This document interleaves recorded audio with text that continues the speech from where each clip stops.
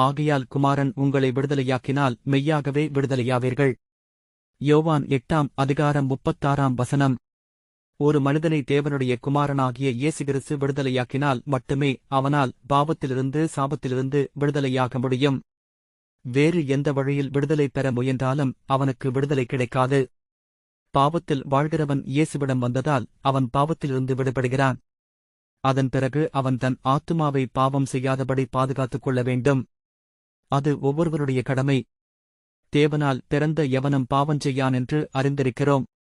தேவனால் பிறந்தவன் தன்னைக் காக்கிறான், பொல்லாங்கன் அவனைத் தொடான்.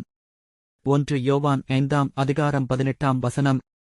தேவ பயம் உள்ள தேவனுடைய பிள்ளைகள் பாவத்திற்கு விலகி தங்களை காத்துக் கொள்கிறார்கள். மனசாட்சியின் காலத்தில் வாழ்ந்த யோசேப்பு பாவத்திற்கு விலகி ஓடி தன்னைக் காத்துக்கொண்டான். இந்த வீட்டிலே என்னிலும் பெரியவன் இல்லை. நீ அவருடைய மனைவியாயிருக்கிறபடியால்